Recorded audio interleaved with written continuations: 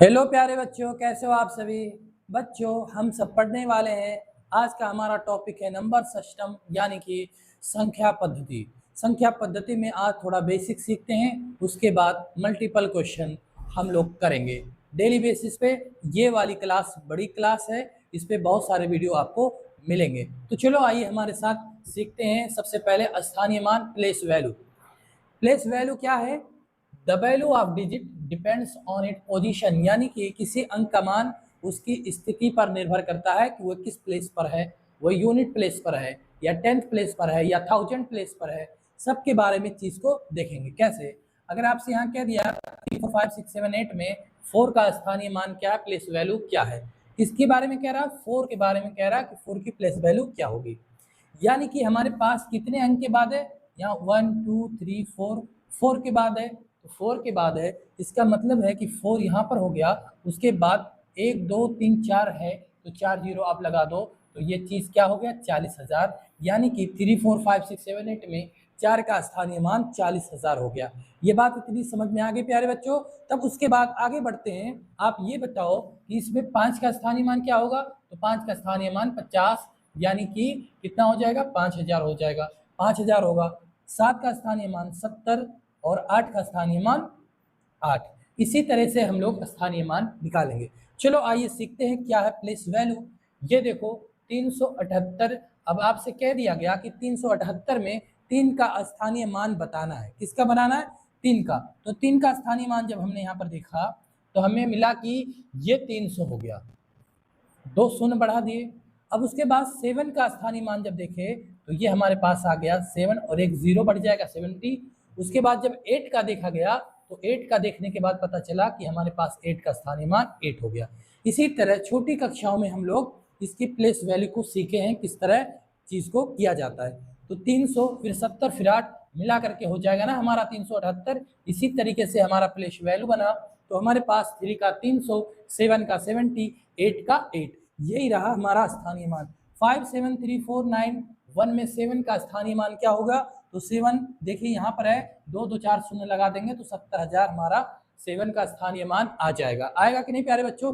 ये रहा स्थानीय मान। उसकी स्थिति पर निर्भर करता है, उसकी पोजीशन पर निर्भर करता है स्थानीय मान। जैसे ये 3 है तो ये सैकड़े वाले स्थान पर है, यानी कि 100 वाले स्थान पर, इसलिए 300 बन गया।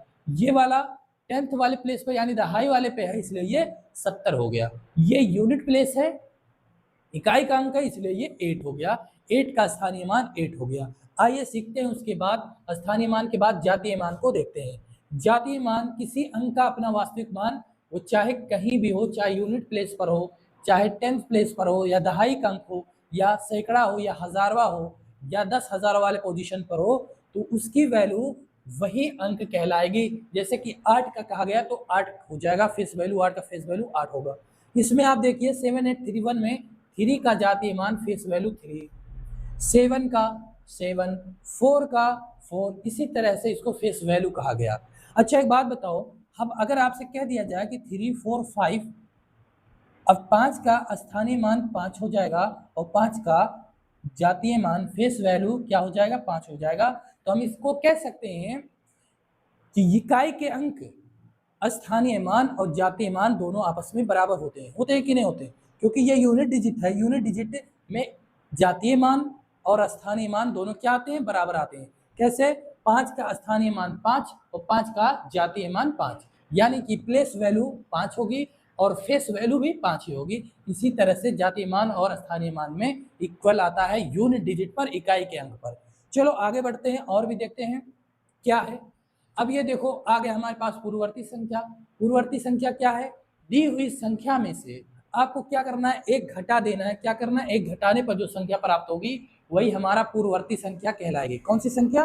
पूर्ववर्ती संख्या, यानी संख्या से एक घटा दो तो वो पूर्ववर्ती संख्या बन जाएगी। 40 से आपसे पूछ रहा है 40 की पूर्ववर्ती कौन सी है? तो वह हो जाएगा पूर्ववर्ती, वह हमारा 39 हो जाएगा। होगा कि नहीं प्यारे बच्चों?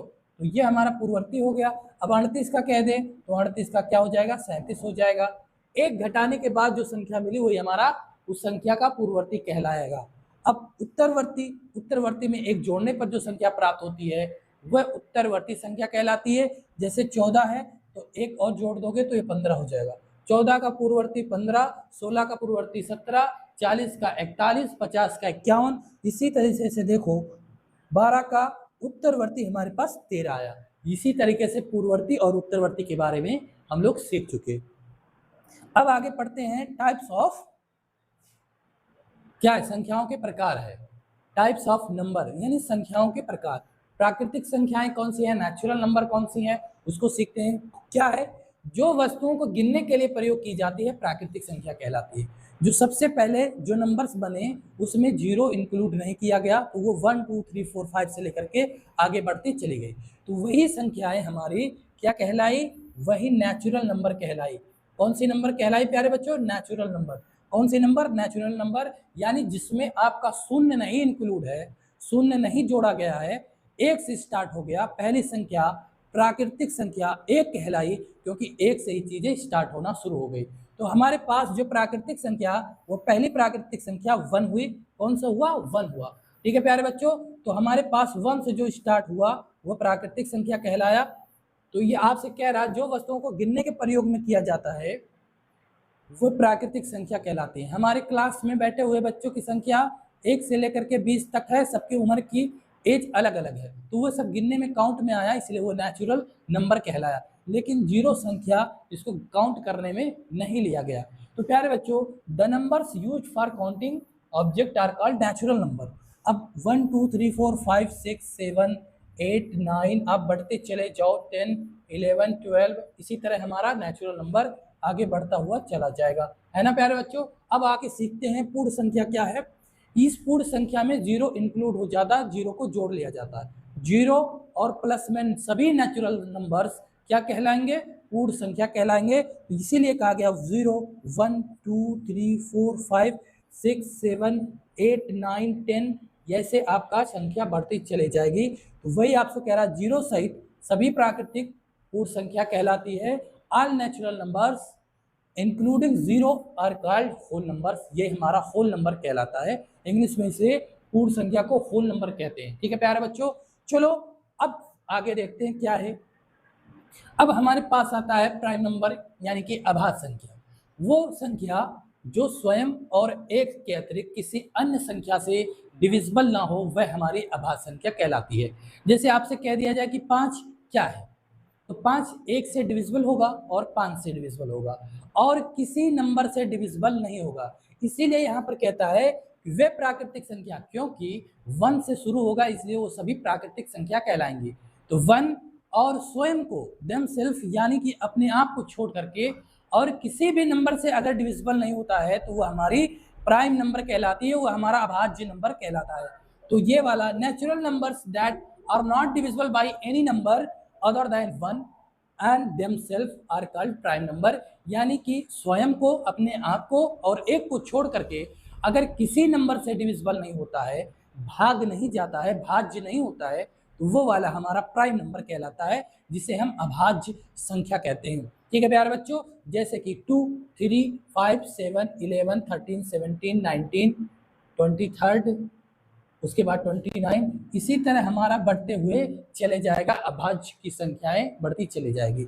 उसके बाद हमारा आता है भाज्य संख्या, इसके विपरीत, यानी कि आपको वो संख्याएं जो डिविजिबल हो जाए, किसी भी नंबर से डिविजिबल हो जाए, चाहे अपने आप से डिविजिबल हो या एक से डिविजिबल हो और भी से चीज से डिविजिबल हो, इनके अलावा और नंबर से डिविजिबल हो, यानी अपने आप को और एक से इसको छोड़ करके और भी नंबर से डिविजिबल होना चाहिए, तो वह नंबर हमारा भाज्य कहलाएगा, कंपोजिट नंबर कहलाएंगे। वे एक से बड़ी प्राकृतिक संख्या है जो एक के अतिरिक्त किसी अन्य संख्या से भी विभाजित होना चाहिए, किसी और भी नंबर से विभाज्य होना चाहिए, डिविजिबल होना चाहिए, तो वह हमारा कंपोजिट नंबर कहलाएगा, उसे हम भाज्य संख्याएं कहेंगे। कैसे, जैसे कि एग्जाम्पल में 4 6 8 9 10 12 और 14 फिर 15 फिर 16 फिर उसके बाद 18 फिर उसके बाद 20 फिर 21, इसी तरह से हमारा ये सभी नंबर्स किसमें है, डिविजिबिलिटी में है, डिविजिबल में, तो भाज्य संख्या कहलाएंगी, कंपोजिट नंबर कहलाएंगी। अच्छा प्यारे बच्चों, आपसे कह दिया जाए कि आप ये बताइए कि प्रथम अभाज्य संख्या कौन सी है, तो आप प्यार से ऐसे बोल दोगे कि सर 2 नंबर हैं जो आपका अभाज्य संख्या है। तो फिर आपसे पूछा गया कि आप ये बताओ कि प्रथम भाज्य संख्या कौन सी है, तो 4 वो नंबर है जो प्रथम भाज्य नंबर है, भाज्य संख्या है। इतनी बात तो प्यारे बच्चों एकदम समझ में आ गया होगा।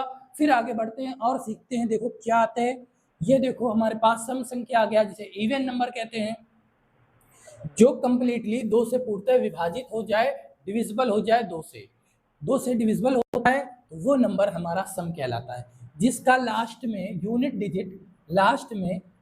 डिजिट क्या हो, यूनिट डिजिट इकाई का अंक क्या होना चाहिए, वो इकाई का अंक होगा 2, 0, 2, 4, 6, 8। ये नंबर अगर आपको लास्ट में दिखाई देता है, यूनिट प्लेस पे दिखाई देता है, तो वो संख्या, वो नंबर हमारा सम नंबर कहलाएगा, सम संख्या कहलाएगी, यानी कि इवन नंबर आपका कहलाएगा। 2, 4, 6, 8, 10, 12, 14, 16, 18, 20, 22 आपको दिखाई दे रहा है ना। देखिए लास्ट में यूनिट डिजिट 2 है, 0 है, 8 है, 6 है, 4 है। ये सभी नंबर आपको जब इकाई के अंक पर, यूनिट प्लेस पर आपको दिखाई देगा, तो वो वाला नंबर हमारा क्या कहलाएगा, इवन नंबर कहलाएगा, सम संख्या कहलाएगी। उसके बाद बढ़ते हैं, देखते हैं विषम संख्या क्या है।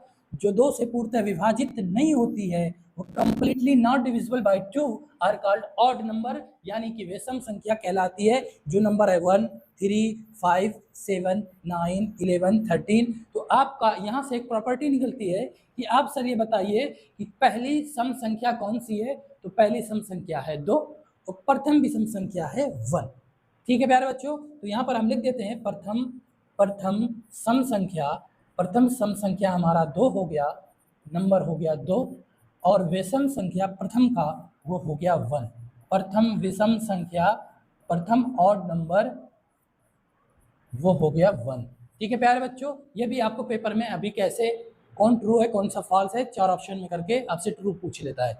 तो ऐसे आपको दिया रहेगा, तो आप चीज़ों को अच्छे से पढ़े रहोगे तो चीज़ को कर पाओगे। आगे बढ़ते हैं और देखते हैं क्या है हमारे पास, कौन सा नंबर है जुड़वा अभाज्य संख्या, ट्विन प्राइम नंबर, यानी कि वे अभाज्य संख्या इनके बीच का अंतर 2 हो तो जुड़वा अभाज्य कहलाते हैं। 3, 5, 5, 7, 11, 13 इतना इंपॉर्टेंट नहीं है। को प्राइम नंबर जिसका HCF 1 होता हो, 2, 3, 8, 9 ये हमारे पास सहअभाज्य है। ठीक है प्यारे बच्चों, आपको एग्जाम में पूछा हुआ है कि 2 सहअभाज्य संख्या या 3 सहअभाज्य संख्याओं का HCF क्या होगा, तो वो HCF होगा 1 होगा। क्या होगा, 1 होगा। अब आपसे ये पूछ लेता है कभी कभी कि आप ये बताओ कि 2 सहअभाज्य संख्याओं का मल्टीपल 119 होता है, या फिर कह दें कि आपका 2 सहअभाज्य संख्याओं का जो मल्टीपल होता है वो 35 होता है, तो आप ये बताइए कि उसका HCF क्या होगा, तो उसका HCF भी 35, उसका HCF क्या आ जाएगा हमारा, उसका HCF हमारा 1 आ जाएगा। ठीक है ना प्यारे बच्चों, लेकिन LCM क्या आ जाएगा, LCM भी हमारा गुणनफल के बराबर आ जाएगा। 2 सहअभाज्य संख्याओं का अगर गुणनफल 35 है तो हमारा LCM भी 35 होगा, लेकिन HCF क्या होगा, 1 होगा। तो यहाँ पर लिखा हुआ है कि महत्तम समापवर्तक 1 होगा। क्यों, क्योंकि किसी नंबर से दोनों नंबर को डिविजिबल नहीं कर पाएगा, इसलिए HCF एक ऐसा 1 नंबर है जो आपका क्या बनेगा, 1 HCF बच जाएगा। तो ये रहा हमारा। फिर आगे बढ़ो, आगे देखते हैं क्या है। ये कुछ याद करने वाले पॉइंट है, इसको याद कर लेते हैं। देखो, प्रथम 2 प्राकृतिक संख्याओं का योग विषम होता है। ये कैसे, प्रथम 2 प्राकृतिक संख्या शुरू होती है 1, 2, 3, 4, 5 से, इस तरह शुरू होता है और आगे एंड सो ऑन बढ़ते चला जाता है। तो कहता है कि प्रथम 2 प्राकृतिक संख्या, यानी अगर आप 1 लेते हो उसके बाद 2 लेना पड़ेगा। इन दोनों का योग मतलब प्लस करोगे तो विषम मिलेगा, तो 1 और प्लस में 2 जोड़ोगे तो 3 आएगा ना प्यारे बच्चों। तो 3 क्या है, एक विषम नंबर है, एक ऑड नंबर है। अब 2 डिजिट को लेकर के देखिए, 3 और 4 को लेंगे तो 4, 3, 7 क्या मिला आपको, एक विषम संख्या। 5, 4 को लेंगे तो 5, 4, 9 क्या मिला आपको, एक विषम संख्या मिला। इसी तरीके से आपका प्रथम 2 प्राकृतिक संख्याओं का योग क्या हो जाएगा, विषम संख्या हो जाएगा। The sum of 2 natural numbers is odd. फिर प्रथम 2 विषम संख्याओं का योग सम होगा। ये कैसे, विषम संख्या यानी कि 1, 3, 5, 7, 9 ये हमारा आगे बढ़ते हुए चला जाएगा, ये विषम संख्या में है, ये विषम नंबर की सीरीज है। तो 2 को जोड़ना है तो 1 और 3 को जोड़ोगे 4, तो 4 क्या है, एक सम संख्या है। 3 और 5 को जोड़ोगे तो 5, 3, 8 होगा, क्या है, एक सम संख्या है। फिर 7 या 9 को जोड़ोगे तो 16, यानी क्या है, हमारा सम संख्या है। एक ना तो अभाज्य संख्या है और ना ही भाज्य संख्या है, ये भी बात आप जान लीजिए, नोट कर लीजिए, याद कर लीजिए। दो सबसे छोटी तथा एकमात्र सम अभाज्य संख्या है, ये भी बात है कि नहीं प्यारे बच्चे। देखिए दो सबसे छोटी तथा एकमात्र सम अभाज्य संख्या है। फिर आगे बढ़ो, 4 सबसे छोटी भाज्य संख्या है, ये भी आप कर लिए। शून्य को प्राकृतिक संख्या नहीं माना जाता, ये भी बहुत अच्छा पॉइंट है।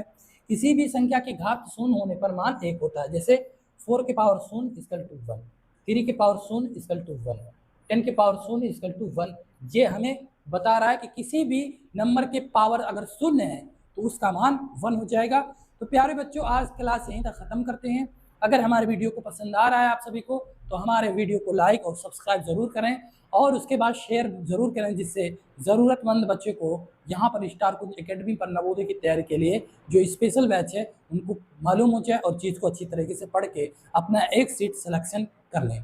ठीक है प्यारे बच्चों, तैयारी करते रहिए, मेहनत करते रहिए और ज़रूर आप कामयाब होंगे।